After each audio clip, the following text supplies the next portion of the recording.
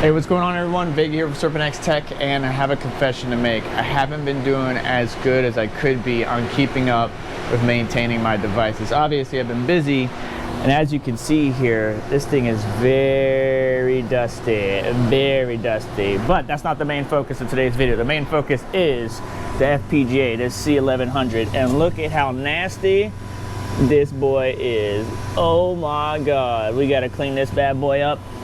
And thermals are getting a little bit toasty. I think we're sitting around 57, 58 degrees Celsius. And actually, let's go switch over to the computer, because I know what you're really here for. How's the profitability on this thing? What is going on with it? What am I mining with it? So let's switch over to the computer, and then we're gonna properly clean this guy and give it a good old dusting.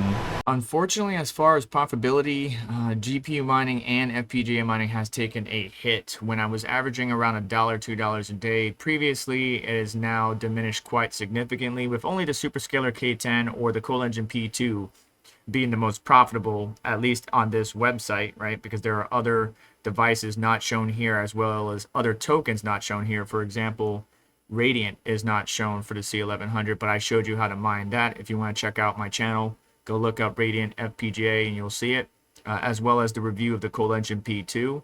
But we could see with the C1100, we're only making about 44 cents. I don't know why I was talking like that a day, but after electricity, you know, 20 cents.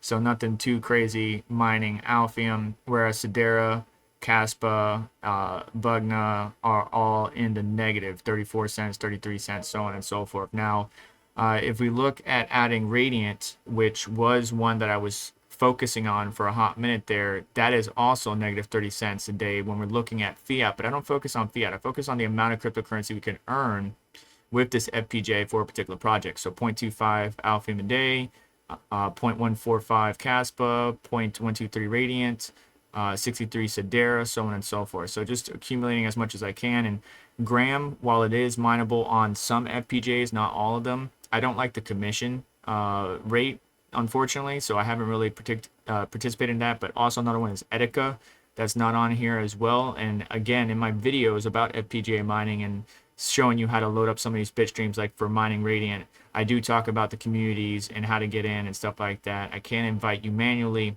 but if you want to get into the you know, the Whitefire Discord, I guess you could say, DM me. I'll try to get you an invite, but I just can't manually invite you, unfortunately. But let's go tear this thing down and clean it up. So first off, one of the most annoying things is the positioning of this power connector, because it's the pin to pull it out is at the very bottom here, and so I use my iFixit kit with a little flat head to kind of get in there, lift up on the pin while pulling up, and we're good to go. We can see some of my wife's hair got into the fan blades. The back is really dusty. We got a little piece of dust just flying off right there, and the fan blades look like that, just grody as heck. The bad thing about living in Florida is the air is humid, so everything tends to stick. But I know that the thermal paste, the Cryonaut Extreme from Thermo Grizzly, has been doing a phenomenal job and will last 40 years. We just want to give this a nice little cleanup. You can even see one of the thermal pads right here. But we just want to give this guy a nice little cleaning. The bad thing about living in Florida is that the dust, because of the humidity, sticks to everything. You can see one of the thermal pads right there. And we just want to give a nice little refresh here. Some of my wife's hair all over the place. Nice little refresh here. Being very careful using a soft bristle toothbrush, as I always do, whether it's on GPUs or ASICs or devices. Sorry, I got the back door open, so if you hear wind in the microphone, that's because the wind is kicking, but it's nice and cool. Even though it's like 84 degrees, there's a nice cool breeze coming in. And so just giving it a nice little dusting. Here is the micro USB connection that you connect to your computer via Type A. And yeah, man, these fans, they are grody. Two things that I like to do is, if the toothbrush doesn't work, which it looks like it will, you can see the little dust balls on each blade, is take a Q-tip right? Because I can't get in between each blade. The blades are too close together. So I might still take a Q-tip to really get underneath each blade. Is probably going to be the route that I go. But right now I'm just getting the points of each blade really cleaned off from all the dust, and I can see it. I'm not sure if you can see it on camera, but I can see it. Kind of looks like this. Hang on. Big old dust ball, but it looks like this. Yeah. Oh yeah, look at that. All that goodness. Definitely gonna need the vacuum over here now. But this soft bristle brush has some really soft rubber on the inside, so that adds a little bit of stiffness or rigidity, which helps flex around. I don't want to put, like, I don't want to brush this while not holding the fan down, the center part, because if I do, you can see the blade, the fan blade bends, and that's bad for the bearing. So you don't want to do that, and you also don't want to overspin the bearing with your duster or your cleaner. So I like to keep my hand on it, try to keep the blade as centered as possible so it's not pushing too hard. And just that quickly, you can see the difference between this blade and that blade, or this fan and that fan. And doing stuff like this on a regular just helps your devices have a new lease on life and keep up. But unfortunately, I've neglected this one.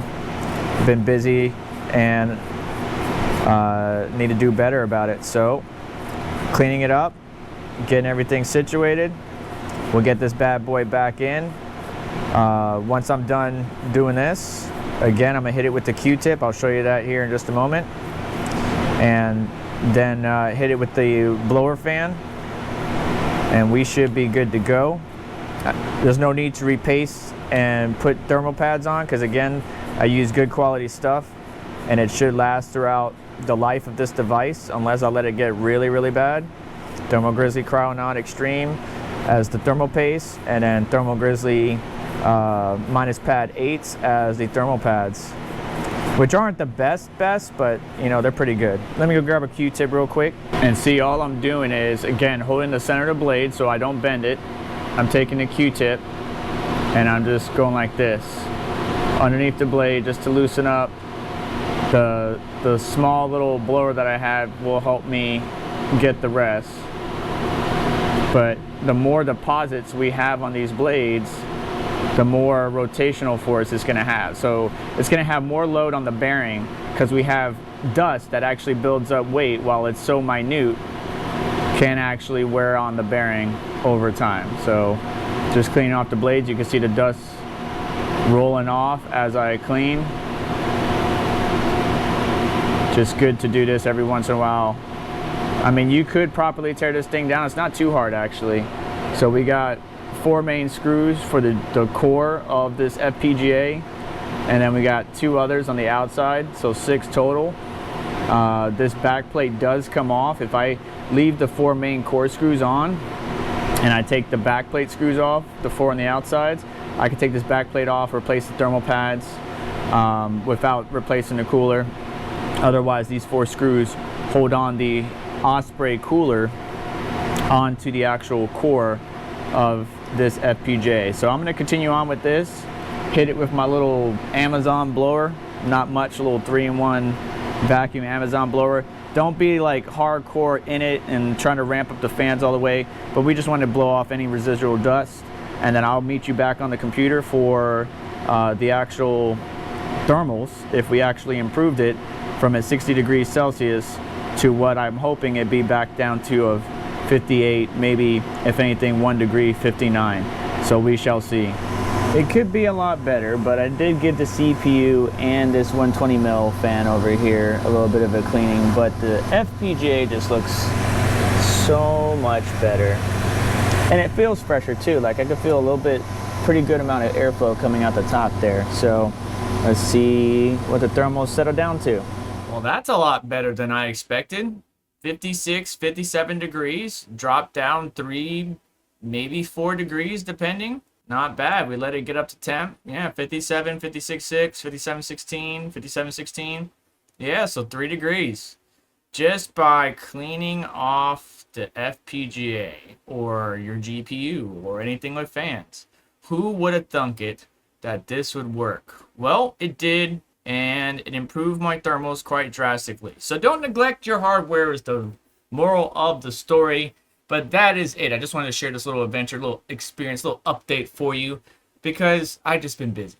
And I understand we're all busy, but oftentimes if we don't take care of our equipment can fail, run hotter, die and eventually because of our undervolting or overvolting or just long-term prolonged use of electrical current going through devices. Either way, take care of your stuff, take care of yourself, and do me a favor on the way out. Hit the like button, make sure to get subscribed, hit the notification bell to stay up to date, as well as check out additional links in the description. They'll support the channel and what we do here. And you just have yourself a wonderful day. Take care. I'll catch you next one.